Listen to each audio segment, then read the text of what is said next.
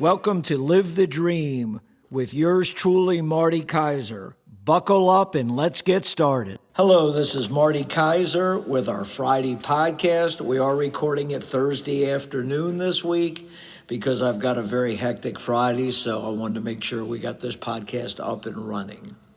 We're going to go over a couple topics today. The first thing we're going to start off with is some recent statistical data that I've gathered. And basically, three things I wanted to go over. This is a comparison of April of 2025, obviously, to last year, 2024. The median price in April of 2025 is $389.9, so you can round that to $390, which is pretty similar to what we experienced 12 months ago. When I talk to people, I just kind of use a general average price of $400,000 in the Orlando area, and that's just a good round number if you're trying to get an idea of where we're at. The thing that you're finding with pricing is what I would call the more moderate prices, which are 400 and under. They're significantly more competitive. So houses in good shape in that price point are selling very rapidly still and getting very solid prices. The homes on the higher end of our pricing structure, let's say 700 and up, the sellers have to be a little bit more realistic and really have their houses ready to rock and roll because there's more competition, of course, for their houses. But the biggest difference we're finding in the market, again, based on the statistics and my observations, April of 25 had an 11% decrease in transactions from April of 2024. So that's something I'm definitely noticing. And to compound that a little bit, April of 24 was below April of 23 because we had more transactions in 2023 than we did in 2024. The biggest statistical difference or anomaly in April was that we had a 42% increase in the amount of listings that went on the market. So how does that impact all these things that I'm mentioning? Well, we've got more properties for sale. We've got somewhat less buyers. So we have a lot more competition. So what does that mean exactly? Well, it's a great time for buyers because they have more of a selection and they have less competition relative to what's gone on in previous times. Now, that's especially true, again, in the houses above a certain price point. In the popular areas, homes below 500,000 are definitely more competitive and the available inventory is not as great. So that in that particular inventory, buyers have to be cognizant of those facts and make decisions appropriately. Like just to give you an idea on a personal level, I wrote a contract on a property a few days ago in a community in Southwest Orlando that's very popular. And the price of the home had an asking price of $440. It was a nice 3-bedroom, 2-bath, about 1,800 living, with a newer roof, relatively new air conditioning system. Was in very good shape and was on a private wooded lot. So we ended up striking an agreement on that one. The thing that was very noticeable both to myself and my customer was there weren't a lot of alternatives in that price point in that area. So this house, in our estimation, was one of the two best. The other home was in the same price point, had a few differences, some better, some worse, so it was more personal preference. But in either event, the other house that my buyers were considering actually went under contract the same day that they were considering. So that left them with one choice that met their criteria, that they liked the house. So they had a choice of either trying to pursue that house or waiting until additional inventory came available. So that affected our negotiating strategy because in that price point, in that neighborhood, it was a little tilted toward the sellers. So we had to come in with a little bit more aggressive position. Now, if we had been in that same community looking at higher end homes, we would have had more homes to view, more homes to select from, and probably could have been more on the negotiating side. So whenever you're strategizing, you have to look at all the variables involved. But I definitely see this trend continuing because I'm definitely seeing, from a total market standpoint, more listings than buyers. And so that, as I said, that bodes well for buyers and makes the sellers have to be a little bit more on their toes with that. And of course, this is all neighborhood specific because some neighborhoods are more desirable than others. Some neighborhoods have more inventory than others. So all those things affect what's going on. Now, on a related note, this particular home that I'm mentioning that went under contract with my purchasers, the inspection overall went well, but there was a few items that came up that definitely merited our review. And the sellers ended up taking a fairly rigid position in terms of not wanting to do quite as much as we had offered. So my buyers had to decide if they were willing to buy the home without the seller agreeing to some of the things we were looking for, or if they were willing to wait for more inventory. So they decided, based on the lack of inventory, based on their interest in finalizing a purchase, as they were a little bit tired of looking for homes, that they were willing to overlook some of the things that the seller didn't agree to do. And that type of analysis is always done on an individual basis. My own opinion, I thought the sellers were a little fortunate because I thought they could have made a little bit more of a concession, which wouldn't have significantly impacted their financial position and eliminated the risk if the deal had fallen through. But they were willing to take the risk because they felt confident enough in their property. And fortunately for them, my buyers agreed to the revised offer. So onward and upward. Now, just to give you another example of interaction between buyers and sellers, I have a property that I just listed, and those sellers are purchasing a new home. And it's interesting when you're dealing with builders, it's a little different concept than when you're dealing with pre-owned homes.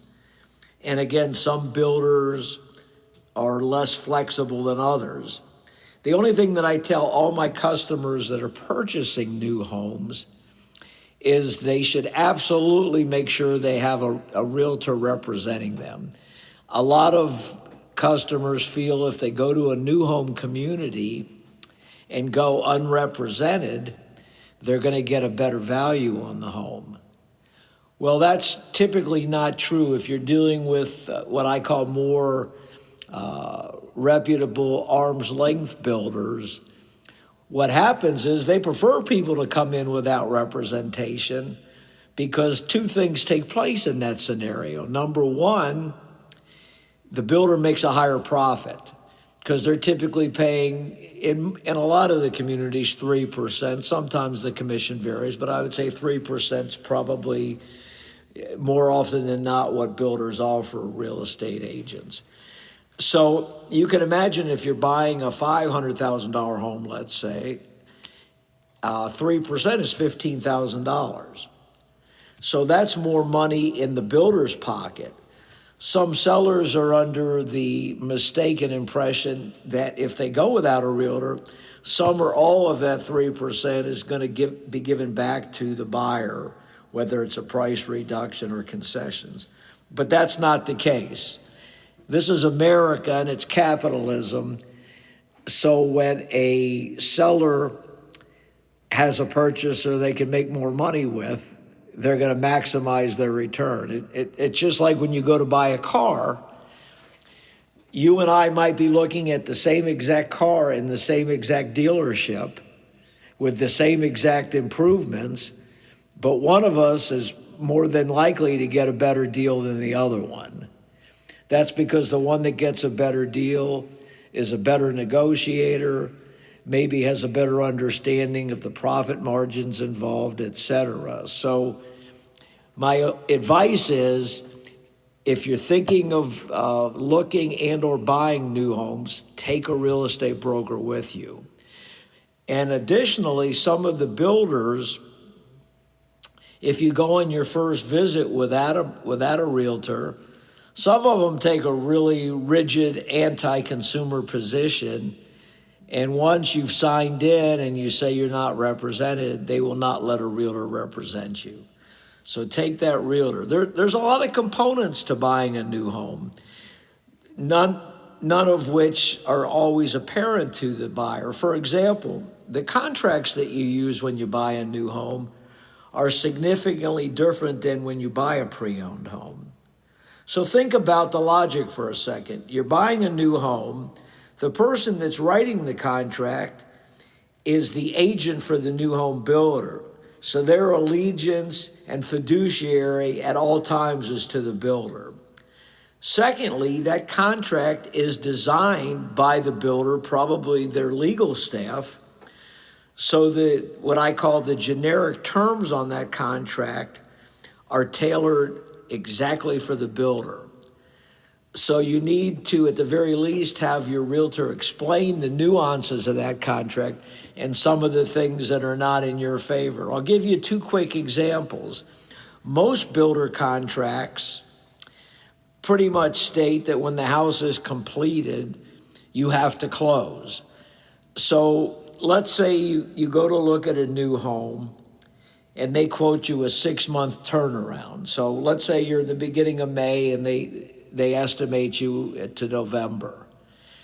And let's just say, for hypothetical purposes, they proceed quicker on the home than they anticipated. And they say, okay, we're going to have it completed September 30th.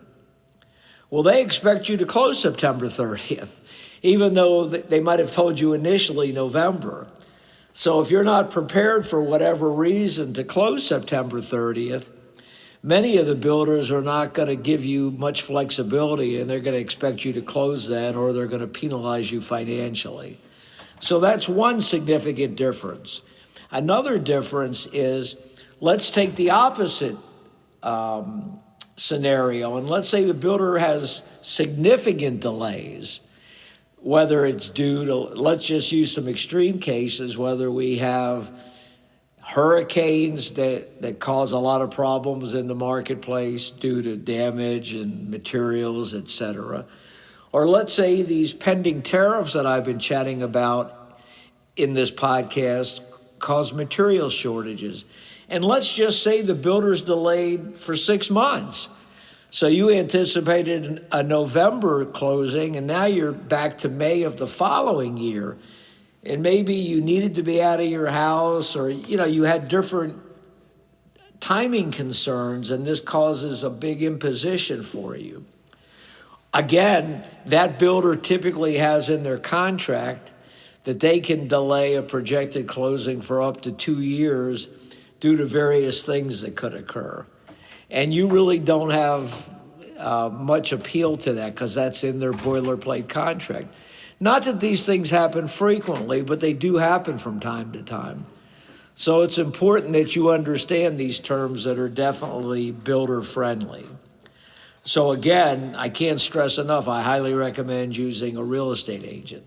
And the last thing with the builders is I highly, highly encourage buyers to get a home inspection of a new home. And again, some builders are fine, other builders really don't encourage you to get inspections. The reason that I encourage you to get inspections is because not every home is built perfectly, you're kind of at the mercy of the quality of the subcontractors that builder is using, how their quality control is.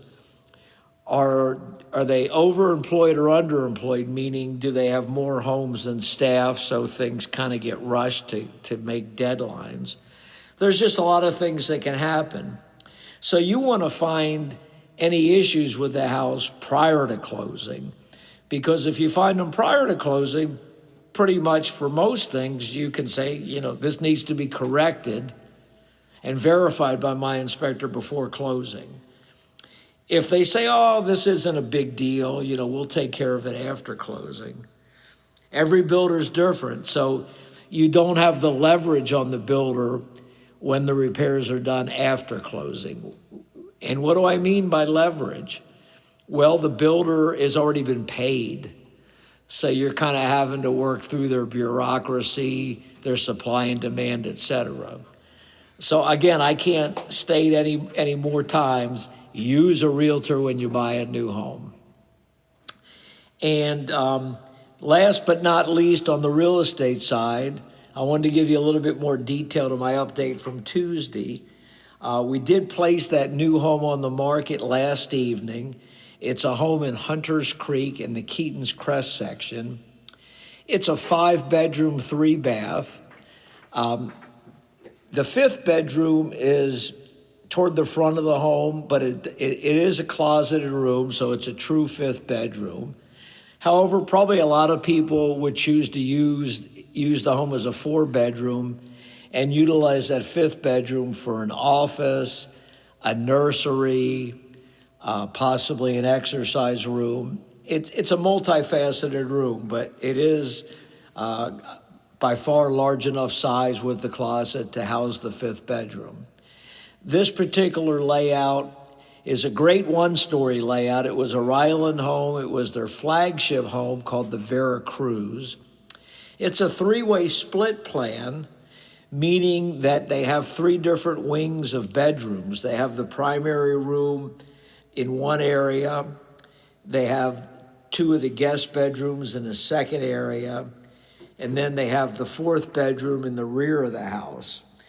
The 4th bedroom is ideal if you have possibly an older child that you want to give a little bit more privacy to, or you have guests or relatives staying with you, because it also has its own bathroom in that wing of the house. So it's an ideal location.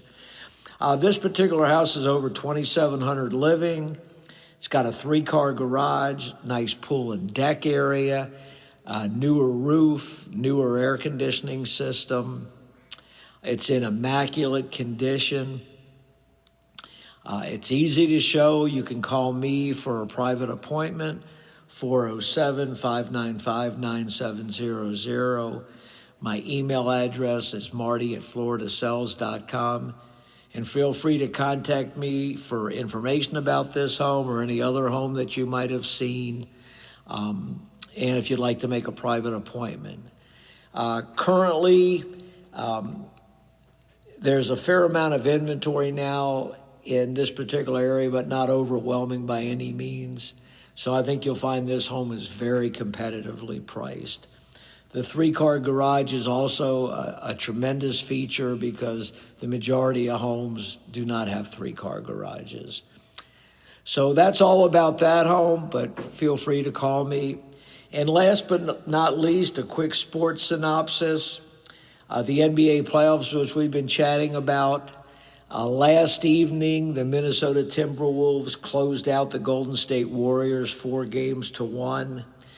So they'll be moving on to the finals of the Western Conference against the Oklahoma City Thunder. It should be an excellent series. Unfortunately, their series that they just won against Golden State, it was unfortunate for Golden State because their star player, who's really the focal point of the team, Stephen Curry, missed all but the first part of the first game. Had he played, I think the series would have been down to the wire, and possibly Golden State would have won. But part of sports is the luck with injuries and availability of your top players. In the Eastern Conference, the Boston Celtics won last night against the New York Knicks. They're down 3-2. The Celtics lost their top player a few nights ago, Jason Tatum. He actually tore his Achilles tendon, which is a major injury. So they're playing shorthanded. However, they are a better team than the Knicks when they're 100% healthy. This series has kind of been an anomaly as the Celtics have not played up to their potential. But the Knicks are up 3-2, and they're going home to play in Madison Square Garden for Game 6. So this series should be very interesting to watch. The winner of this series will be playing the Indiana Pacers in the finals. Indiana had a tremendously well-played series and beat the favored Cleveland Cavaliers 4-1, and was pretty one-sided series overall. So the series are progressing, and we're looking forward to it. So that's a little bit about sports, and we'll talk next time about the conclusion of the playoff series and anything new in sports. Everybody have a great weekend. Enjoy the weather. Stay safe. This is Marty Kaiser out.